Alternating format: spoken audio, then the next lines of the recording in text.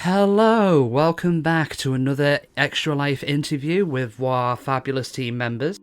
Today with me, I have our team captain for 2025 Extra Life, ArkRaider. Hi. Hi, thank you for taking the time to speak to me and thank you for coming on the show. Oh, thanks for the ask. This is really cool. Oh, we're happy to have you, Okay, the first question, I'd like to find out more about you. Who are you? What do you do? And how did Tomb Raider come into your life? Okay, so I live in the States. I live in New York, actually. I'm a mother to a 22-year-old son. I am a psychologist by training, so my work is with children and teenagers and emerging adults. I also teach graduate students at our local university who are getting their PhDs in clinical psychology. And Tomb Raider came into my life, I think it was 1997. So a year after the first game came out. We were celebrating Thanksgiving, a very American holiday, and my brother-in-law brought a bootleg copy of the game over and booted it up on my husband's computer because I had a Mac at the time, so it wouldn't run on mine, and showed Lost Valley. And I was like, what even is this? Because like I was playing like Myst, it was just totally new. And then I was like, it looks like a really good game. So a few years after that, so it was the winter of like 2000 to 2001, we had purchased our house, and it was a terrible winter here, like really bad. like so much snow, 200 inches I think that year.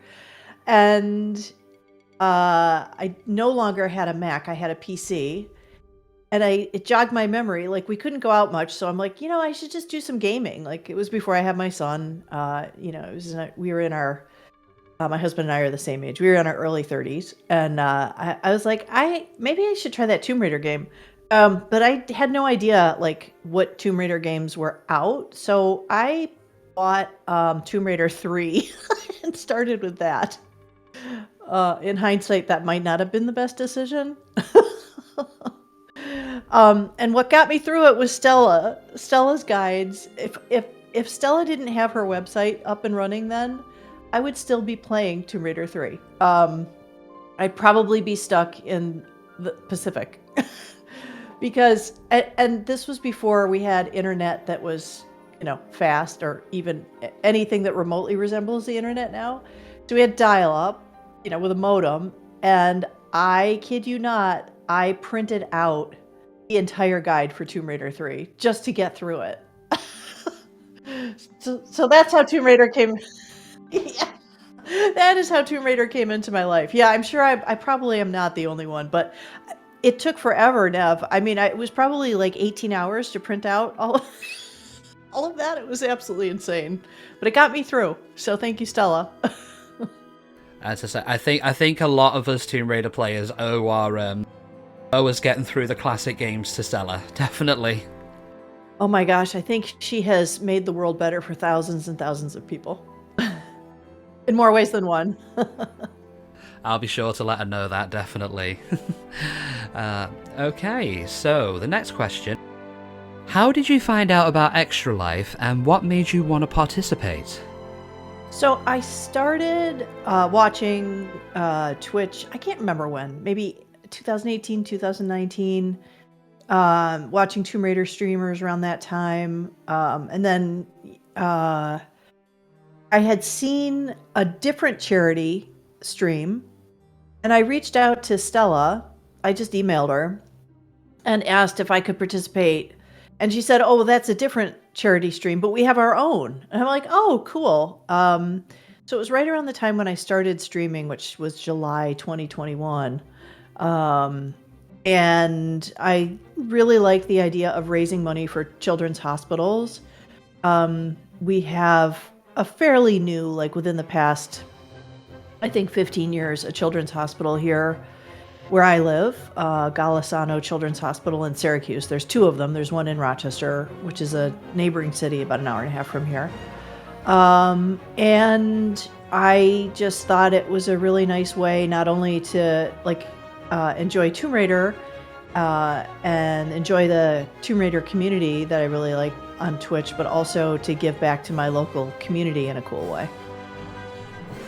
That is actually really nice. That actually does kind of lead into the next question I was going to ask, but you've pretty much effectively answered it anyway. But for the interest of anybody watching, the way Extra Life works is if a team member wants to raise money for it, they can do it one of two ways. Either through the Mission Critical Funds, in which case it goes to Children's Miracle Network and gets distributed around the hospitals, or a player can raise money for an individual hospital. I believe this is the case for you. The one attached to your donation page, is this the local hospital in question? Yeah. It is. Yeah, and I had the opportunity, that is the hospital, by the way, not the children's part, but the general hospital, which is Upstate Medical University. I did my internship there many years ago, which is something that's required before you get a PhD in clinical psychology here in the States.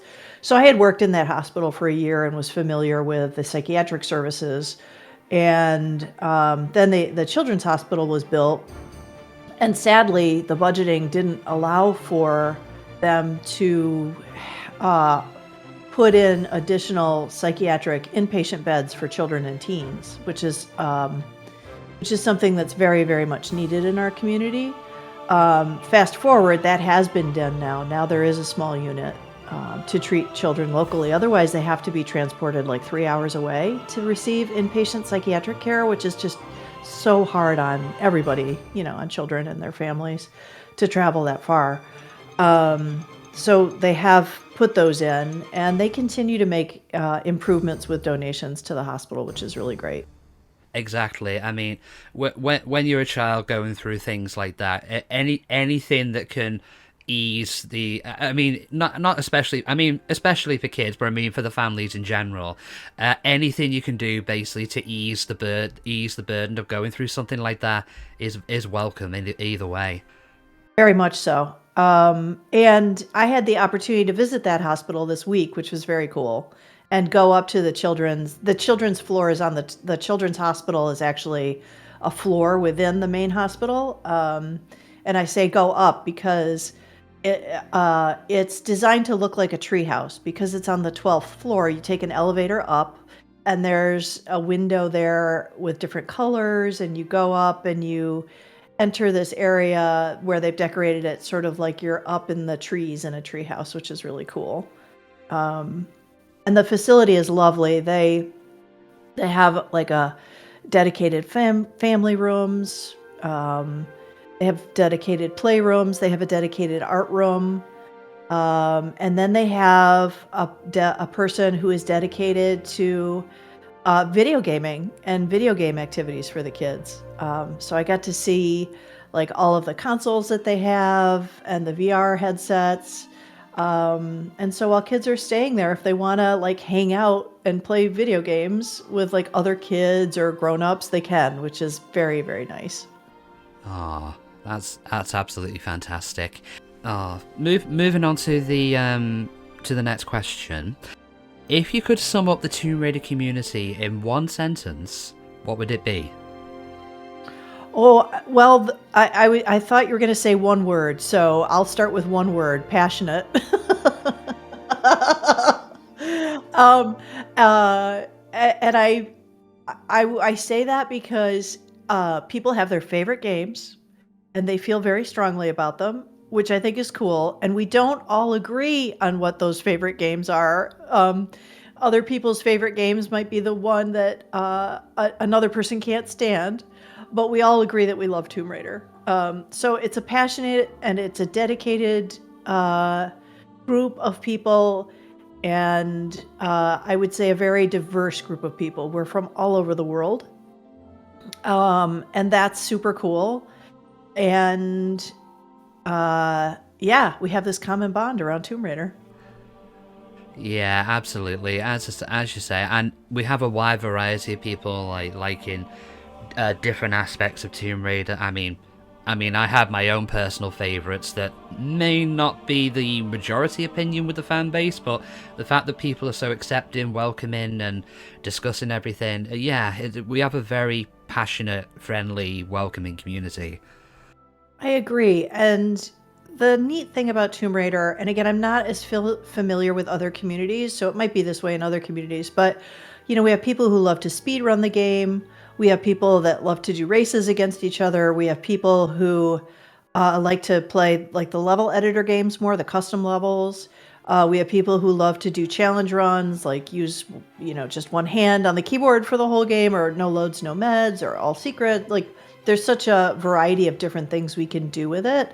And the fact that people are still making custom levels, and that the level editor is still being it's still evolving from what like core design initially released, is kind of amazing. Absolutely, yeah.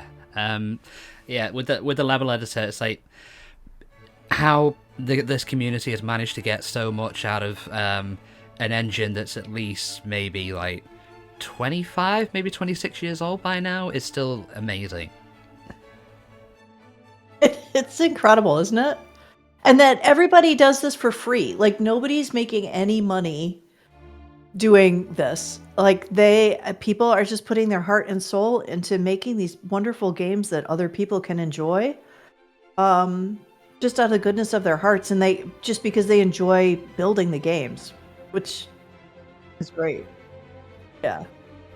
Yeah, absolutely. Okay, so the next question is going to be tangentially related to what we've talked about with community tastes. What is your favourite Tomb Raider? Now, it can be an official game, it could be a custom level, or if you've got a favourite in either category, it could be both. Good question. My favorite Tomb Raider is Tomb Raider 3 Gold, which is the Lost Artifact. And I think this is a great example of, while this is my favorite game, I know for a fact that Lilly Jericho hates that game. And she doesn't hesitate to share it. Which is great. Lilly Jericho from the editing booth here. Yes, Arky is right. I highly dislike TR3 Gold. And here's the reason why. Nev, roll the footage. And Lily and I are good friends, and we talk, we talk, and we have a lot of respect for each other. And it's just one of those things where, like, I love the game and she can't stand it. But yeah, that's my favorite one. And I did it no loads, no meds, all secrets, max percent a few years ago. So really nice. GG. Thanks. It took quite a while. I'm not, just because I love Tomb Raider doesn't mean I'm quote unquote good at it, whatever it means to be good at it. So that was a grind, but it happened in the end. Yeah. I mean, yeah, definitely. But I bet it was worth it in the end. Absolutely. It's good. It felt good to accomplish it. So. Okay, so we're nearly done. Would you like to leave any words for anybody watching? That's a really good question. You know what? I would say if you are at all hesitant, if you enjoy gaming, Tomb Raider, of course, but like other things, and you're thinking about streaming, and you're not quite sure if you should, because you might feel like a little shy or a little insecure, or how is this going to go? I would say jump in and do it. Like, I'm a non-traditional streamer. I'm older than probably the average Twitch streamer. I came to Tomb Raider like not as a kid, as a grown person in her 30s. late 20s, early 30s. And I still enjoy it. And I was anxious about streaming because I'm like, well, how's this going to go? Like, everybody's in their 20s and 30s. And you know what? Nobody cares. Like, nobody cares what your age is. People just want to, like, enjoy content, hang out together, and watch you play, like, the games that they also love. So if you have any hesitation, jump right in. Absolutely. Absolutely. Okay, so to wrap things up then, where can people find you? So I am on Twitch with this handle, ArkRaiderMs. And that's really the only place I am online. I do have a Discord as well. And I'm in our team Discord, so if anyone wanted to reach out that way. And also my Extra Life page, you can search for me there, and that would be another way to contact me. Okay, it's been absolute pleasure to chat with you today. Thank you for coming on the show. Thanks so much. Thank you very much, and we'll see you on the weekend. Sounds great. Thank you. Thank you.